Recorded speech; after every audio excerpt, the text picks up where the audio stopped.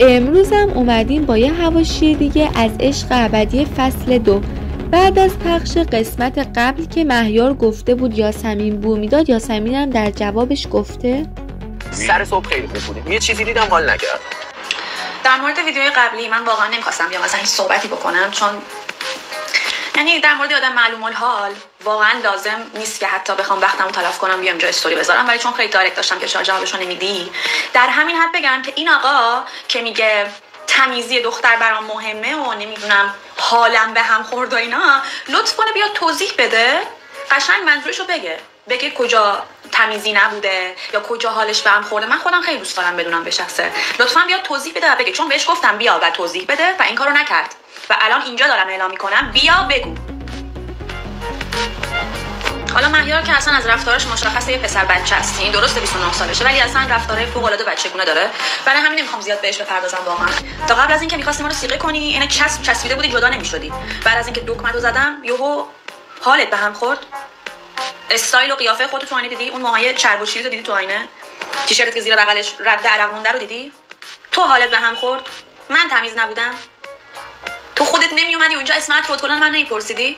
عین کنه نمیچسبیدی؟ بعد با لگد جدات میکردن؟ و در مورد جاوید گفته مگه تو سردسته ای؟ اما در مورد جاوید خودگوزپندار تو اومدی اونجا میگی که آخه من باید بدونم واسه چی بوده، کی باید حذف بشه، کی نباید حذف بشه. تو سردسته ای؟ تو باید تصمیم بگیری کی حذف بشه کی حذف نشه. بعد اونجا میگی از بچه‌ها فاصله بگیریم بریم اونور حرف بزنیم. مثلا انگار جای دوربین نیستی، مثلا نمیخوای بقیه بچه‌ها بشنون. بابا چه خوبی عزیزم. ببین با این مغز فندقیت، این استراتژی و مغز فندقیت که فکر می‌کنی آره مثلا ما نمی‌خواستیم بگیم اسکل همه جا دوربینه، تو نمی‌دونی قراره میلیون ها نفر اینا رو ببینن؟ آخه پخمه پیپیتون مغزت بیاد. و گفته جاوید حتی دندوناشو ماهی یه بارم مسواک نمیزد. این جاوید پخمه که میگه نظافت واسه من مهمه، دندوناشو ماهی یه بار مسواک نمیزد. از این موهای من زرتر بود دندوناش، از 10 متریش نمیشد رد شه، انقدر دهنش بو میداد. بعد نظافت واسه تو مهمه؟ مطمئنی یهو نرفتید بالا پلن نچیدید چی بگیم که مثلا مردم فکر کنن که نتونید اثبات بکنید که مردم بگن آره اینجوریه یاسمن. آخه شما چقدر پوچید، آخه شما چقدر بچه‌اید.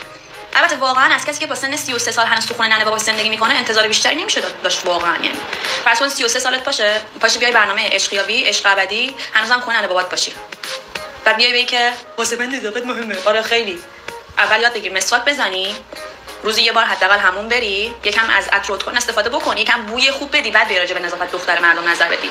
بعد از اینکه مهیار لایو میذاره و در مورد یلدا افشاگری میکنه، سرجیو هم از علی حمایت میکنه. با یلدا رفتی تو رابطه و هزار تا داستان بینتون بوده، تو چقدر بی‌غیرتی، ناموسن رابطه میای به من میگه مهیار چی رفته اومده به من اینجوری میکنه، علی بیا من بریم توی تیم. خب من فیلمای فلانی دارم فلانی یلدا رو میگم.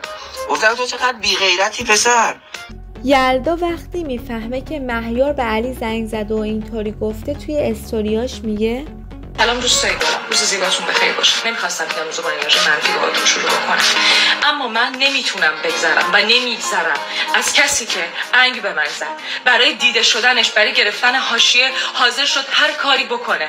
من به خاطر اشکای مادرم از این آدم نمیگذرم، به خاطر گوله اشک مادرم که پای حرفای ایشون ریخت و به من گفت دخترم تو قوی بودی، سختیای تو رو هیچ کس ندید و اشکاشو پاک میکرد که من نفهمم گریه کرده. نمیگذرم. چطور انقدر بی‌ناموس و زن ستیز شدیم که بتونیم فقط برای دیده شدن هر انگی رو به یه دختر بزنیم، به آدم‌های گذشته اون آدم پیام بدیم و بگیم بیا با ما تیم شو؟ فقط به خاطر چی؟ به خاطر اینکه خودمون رو گنده کنیم؟ به پیام داده به طرف گفته بیا تیم شو تا من آبروی این آدمو ببرم و ازش فیلم خصوصی پخش کنم. بی‌ناموس و زن ستیز شدیم که بتونیم که به خاطر فقط برای دیده شدن هر حجم گستاخی و دروغ و انگ چسبوندن به دختر مردم، فقط برای گرفتن ویو، فقط برای اینکه به خاطر رفتارهایی که خودتون کردن دارید بازتابشو میبینین، برای سفید کردن خودتون. مردونگیتون کجا رفته؟ اصالتتون کجا رفته؟ به خاطر اشکای مادرم از خدا میخوام جوابتون رو بده و گله اشکای مادرتون رو به خاطر رفتارهای خودتون ببینید. من آدمی بودم که پشت تک تک بچه‌ها بودم، هر ناراحتی و هر رفتاری که با هم شد و به شوخی و خنده گذروندم فقط به خاطر که یه برنامه بود و نمیخواستم هیچ ناراحتی تو دل هیچ کس بمونه.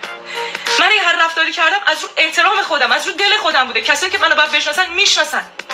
بهتون چی میرسه که دارین این کارا رو میکنین؟ خدا ازتون نگذره.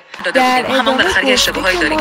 بیاین پشت هم باشیم زمانی که برنامه پخش شد. به هر دلیلی اگر هر اشتباهی داشتین، هر داستانی که بود، همه پشت هم. میخوام راجع به این چیزا صحبت نکنم، اما احساس می‌کنم ناحقی میشه اگر ندونید. ببینید، ما قبل از اینکه این برنامه پخش بشه از داخل برنامه به هم دیگه همه قول داده بودیم. ما همون بالاخره اشتباهایی داریم. بیاین پشت هم باشیم زمانی که برنامه پخش شد. به هر دلیلی اگر هر اشتباهی داشتین، هر داستانی که بود، همه پشت هم دیگه باشیم. بی خیال حاشیه باشید. الکی داستان درست نکنید. ولی اینها دوست داشتن. اینا از داخل برنامه با پلن بودن. تک تک برنامه‌ریزی، تک تک رفتارشون روی برنامه‌ریزی بود. حتی من خودم کنار خودم این آدم اومد و برگشت من تیم خودمو دارم و بعد از برنامه تیم من یه عالمه پیج میزنن، کامنت میذارن، حاشیه درست میکنن و من پشتم قرصه. همونجوری که اونجوری با ادعا صحبت میکنن. تک تک این چیزها رو من میتونم ثابت بکنم. ببینید بس مدرک و داستان باشه، من حوصله ندارم در شخصیتم که دلتون بخواد دارم.